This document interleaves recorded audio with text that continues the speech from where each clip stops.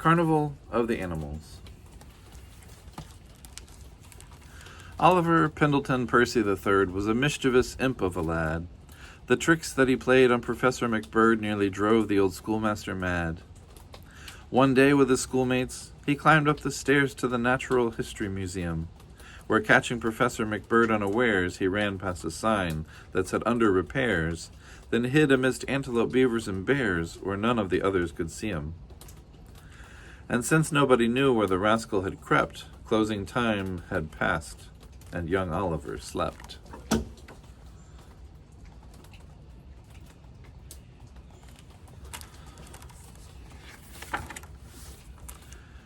In the room where the slumbering schoolboy was hidden, caressed by the moon's ghostly beams, the stately stuffed animals awakened unbidden, inhabiting Oliver's dreams. The buffalo bellowed, the falcon took flight, the tail of the peacock unfurled, but among the emerged an astonishing sight. Pale apparitions invading the night, in place of the animals into the light stepped the people from Oliver's world. For example, the students who went to his school were hyenas determined to break every rule, and in the shabby brown tweeds with an old yellow tie on, Professor McBird was turned into a lion.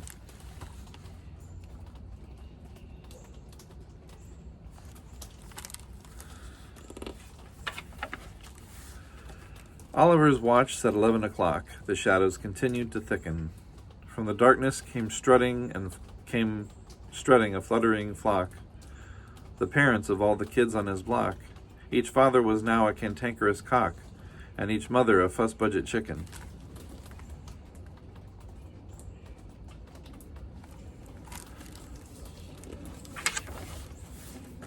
Rodents raced in like a pack of wet cats, all snapping and nipping and nibbling. The ferrets and badgers and weasels and rats were sticky-faced toddlers and snotty-nosed brats, a species that always drove Oliver bats, the greater New York younger sibling.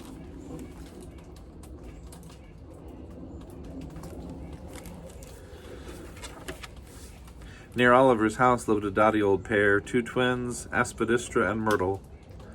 In the park every Sunday they'd sit and they'd stare, recalling their years with the Folies Bergère. Then they'd kick their identical heels in the air at the pace of a graceful old turtle, displaying more strength than a strapping young man, two elderly tortoises dancing the can-can.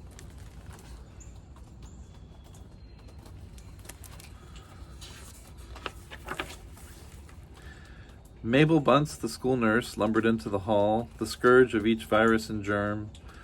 Though Nurse Bunce was decidedly wider than all, her size didn't hamper her movements at all when she daintily waltzed at the elephant ball, a flirtatious and pert pachyderm.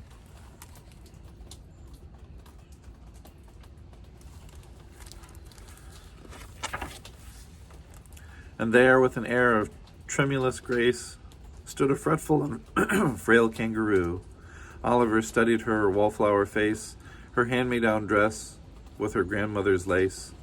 Why on earth was she there in this unlikely place, his librarian, Miss Marian Prue?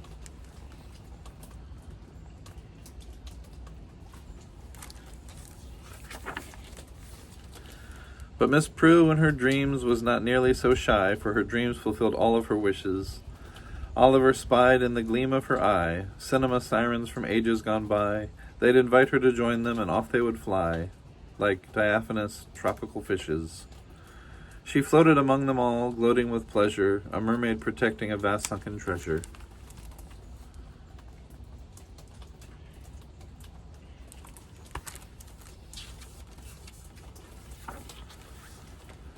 All the freckly schoolgirls in Oliver's class left him gasping and grasping for words, when they squealed in the hall or they sprawled in the grass.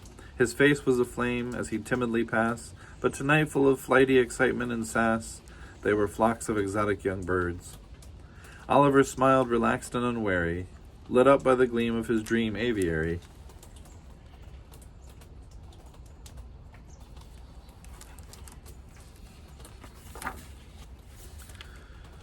Jackasses dashed through the gallery door. They shook every window and beam.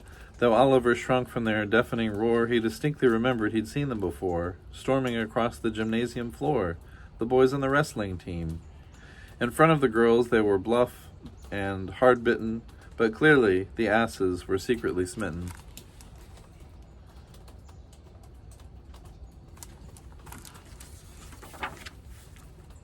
On Saturday mornings from 10 until noon, poor Oliver practiced his scales.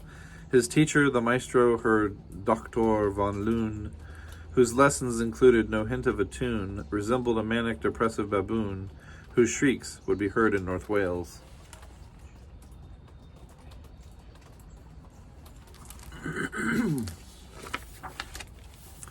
A cuckoo sits weeping, bereft in her nest. Her chick has been missing since noon. She pictures him hungry, a cold in his chest, insufficiently fed, insufficiently dressed. She fears that her poor heart will burst in her breast if some news of him doesn't come soon. Is the cuckoo a cuckoo, or perhaps something other? The fact is the cuckoo is Oliver's mother.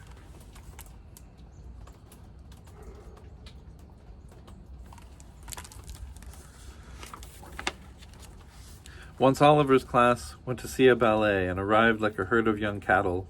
The dusty production they put on display was 150 years old if a day, a gargantuan pink brontosaurus at play. If you could practically hear the bones rattle.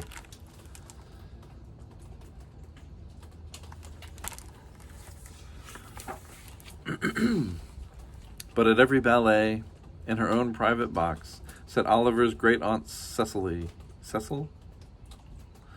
Wearing a tea rose perfume and a stole of red fox, her memories of girlhood turned back all the clocks to the night when the audience lined up for blocks to see her Odette and Odilly. With her ivory neck and her downy chiffon, not a woman at all, but an elegant swan.